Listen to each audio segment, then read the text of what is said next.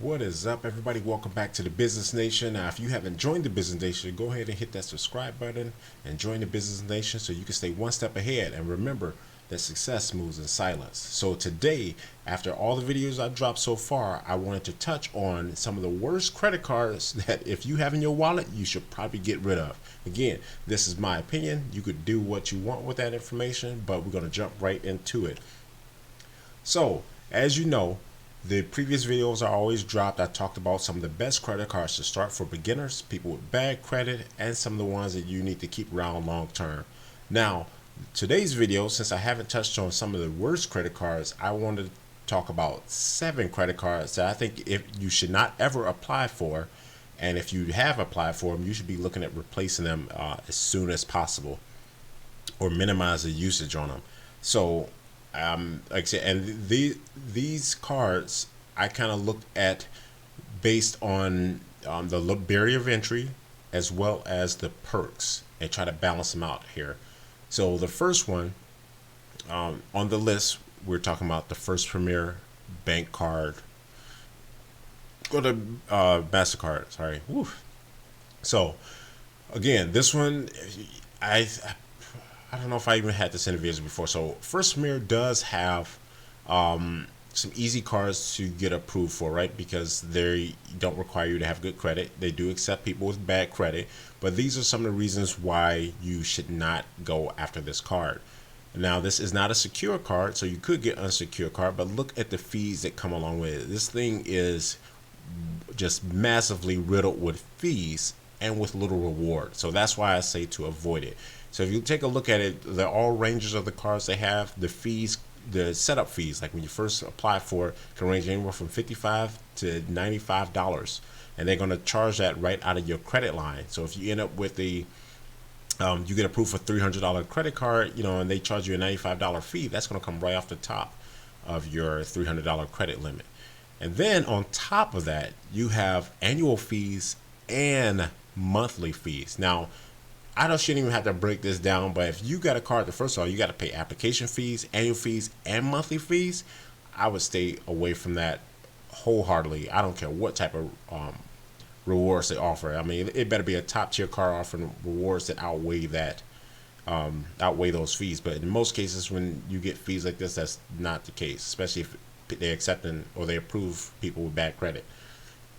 And take a look at this APR. This is ridiculous. Now, you should never ever carry a balance on a card that has an APR of 36% on your purchases. That is just ridiculous. Okay, so and here's some other cons on it, like I just talked about here. So there are foreign fees, but I mean, honestly, if you're traveling, you probably shouldn't be using this card anyway for purchases with a 30% with a 36% APR. But anyway, let's go ahead and move right along to the next one. Another card you should definitely not have: MasterCard Gold Card. Now, I haven't even seen this card in a while, so hopefully nobody watches have this. Now, the reason why this comes up, and you could probably already see it now, is this annual fee is ridiculous. Now, granted, there are cards that offer higher annual fees than this, if you're talking about black cards and stuff like that, but the perks that come along with those far outweigh the annual fees. Now, this one, first of all, you need to have good or excellent credit just to even be entertained by this, plus almost $1,000 annual fee. Now let's take a look at what they offer you. You do get up 2% on the value of your cashback direct deposit, of course, into a U.S. bank account. You get one point for every dollar you spend on this card. So it does have some good perks here. So I'm going to skip right over. I'm not going to go down all the rewards and all that stuff because I'm not trying to convince you to get this card. I want to show you kind of why this is a card you should avoid, especially if you have excellent credit. Because I would say if you have excellent credit, there's way better cards out there than this here. Now this does have a lower APR that you normally will see, but it is variable, so that can change, at any given moment. One thing to look forward to, which for me, one of the things I always like about cards or certain credit cards is whether they offer balance transfer and if there's a balance transfer fee. So, and typical cards will have their own APR, introductory APR for transfer fees. And this one, the one good thing I can say is that it has a 0% APR on your balance transfer fee for the first 15 months. So that is a good thing. But if you take a look at it, it does have a balance transfer fee of 3%, minimum of $5.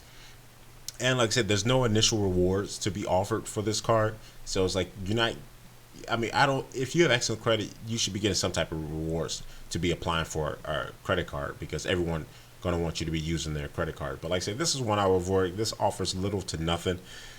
As far as someone with excellent credit, I would avoid this card. Now, typically, I don't want to talk down on credit unions, because credit unions usually have some of the best offers out there, some of the best cards out there. But unfortunately, there's no hope for this Hope Credit Union Platinum Visa. Now, for this being, again, an exceptional card with excellent credit required to even get, I feel like they should have had all the bells and whistles. But again, this is one that I think, in my opinion, comes up really short as far as a credit union Platinum Visa on top of that. So, like I mentioned before, you need excellent credit just to even get this card. One of the pluses, of course, there's no annual fee. But if you take a look at some of the downsides to this, is that it has their introductory APR for the first 6 months. Like most cards with excellent credit is going to be 0. So they're going to be charging you 5% interest on the first 6 months. And then it varies between 8 and 18% after that on purchases. And on your balance transfer fees, there's a 5% interest for the first 12 months, and then also 8 to 18% variable APR on any balance after the first 12 months. Now, there isn't a balance transfer fee, which is good, and there's no foreign fee, or there is a foreign fee. Sorry, there's a foreign fee on this one. But like I said, if you look at some of the downsides, again, for someone with excellent credit, you should not put up with this. And I would say I would never get a card that, like, maybe you build a relationship, like I said, but I definitely wouldn't use this with the other cards you could be using. Like I said, it offers no rewards, either initial or long term. So there's no cash back or anything like that. It does have a foreign fee, and it does require excellent credit. Again, so based on it being a top tier credit card for this credit union and not offering much in return, for me, I would say this is a waste, and this gets the X. All right, moving on to the number 4 worst card you could have. Hopefully none of you are watching this have it, but if you do, now you know, don't be using this trash right here. Again, high barrier of entry, excellent credit is required, and there is an annual fee on this. The first Hawaiian Bank Priority Destinations World Elite MasterCard. Now that is a mouthful. And like again, for a card that requires you to have excellent credit, you should have excellent perks and rewards. Like I said, they do offer some rewards here, but we're going to talk about, like I said, some of the downsides to it that you won't have to face with other cards that are often compared to in this category. So again, there is no annual fee for the first year. That's good. But after that, you're going to be paying $50 a year. That isn't bad. I mean, I wouldn't count that as a negative if it has some really, really good perks. But if you take a look at some of the, I guess, the plus and minuses here, and like I said, I'll leave links so you all can check these out yourself. But these are cards I would avoid based on some of the higher and best credit cards out there. So I did make a video, like I said, for the bad credit cards, or challenge credit cards, and half of those are better than these. So like I said, I wouldn't even bother with this. But anyway, it has a 0% introductory APR for the first 6 months, and then it varies. It's an 18% variable interest rate after that. So I mean, that's not bad. The bad part is that it's variable, so that could go up or down from that 18%. The balance transfer, if it does have a 5% fee, that's extremely high in my opinion for all the cards that I have. I think I have like 13 or 15 cards, and I don't pay a 5% on any of them. There is a 4.99, of course, intro APR for the first 8 months for the balance transfer. Plus, again, has that variable 18% APR after that. And again, like I said, the membership fee, like I said, the membership fee, I only think is a negative when they don't offer enough rewards to justify the fee. And in my opinion, they charging fees on literally everything you do with this card, and the rewards are like subpar. So my opinion, I would pass on that First Hawaiian Bank. Plus, the title is too long. But anyway, now this one I put on. I didn't can't say I put on here, but this one I called out because it is a store card. In my opinion, I usually will avoid store cards unless it's one that you pretty much going to be using on a regular basis, and it has a potential for a high credit limit, and it reports to all three of the credit bureaus. But again, like this one does accept a wide range of credit scores, anywhere from fair to excellent, or I should say excellent to fair. There's no annual fee. That's some of the good part.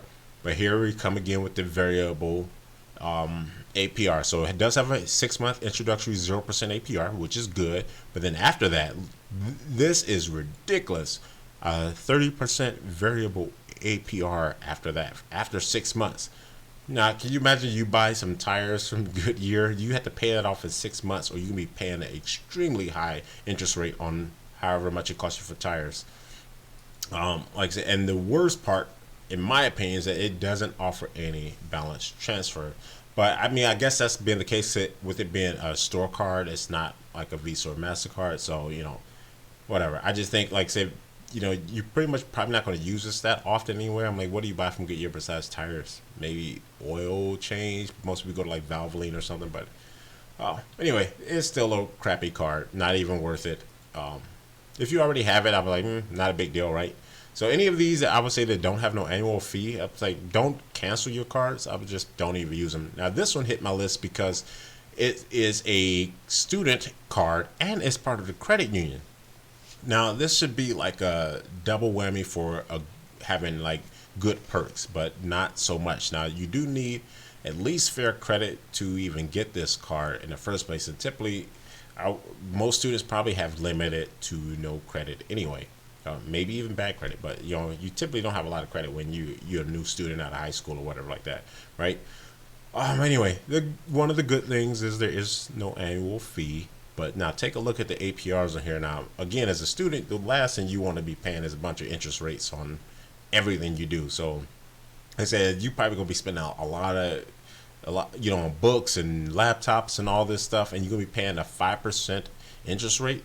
And this is until mid next year, until July, and then it's gonna vary between 14 and 18% after that. I mean, that's ridiculous. So. And I'm just trying to think from my point of view, is like I would probably front load some of my fees as a student and then have to pay on that on top of tuition. It's like, that's just too much. Now this does have a balance transfer, but it's just as horrible with the fees here. It's exactly the same, and a 2% balance transfer fee. So ridiculous, and it doesn't offer any rewards at all. Like I said, and think how much money you spend as a student for your supplies and everything like that, and then you're gonna have to pay all this interest on top of that. Yep, I would say avoid this card at all costs. Again, all of this is my opinion. You can do whatever you want, but hey, some of you all may not have heard of these cards, but again, like I said, if you have them already, before you think about canceling them, I would take a long, hard look at your credit history and see, like, if you have a really beefy credit history, like you have several cards and several accounts that are lengthy and older, then I would say it wouldn't do much as far as any damage to lower your credit by canceling these. But if you are somebody with a shallow credit history or limited in that sense, I would probably not cancel it and just refrain from using it as much, and definitely be paying off the balance on any of these cards that have these ridiculously high APRs. Okay, last but not least is CoreTrust Bank Visa Business Credit Card. Now, I don't talk a lot about business yet. I will start bringing out more videos about business soon. But again, like I said, I don't want to give you all any information that I don't either know firsthand or someone who has been through this myself. So I'm not just rattling off a bunch of random stuff. But again, so bringing up the rear with the worst card is this CoreTrust Platinum card, right? Or business card. Now, again, this one, because it requires excellent credit, it has a high barrier of entry. This is why, like anything that has a high barrier of entry, in my opinion, you should be looking at what are you offering me to make me even want to apply for it. Now, it should have all the bells and whistles. When the cards don't have that, but yet still requiring you to have excellent credit for it, I think it is a L. So don't even go for it. But again, one of the good things, yep, there's no annual fee. That's literally the only good thing I can say about this card. And of course, according to Wallet Hub review as well too.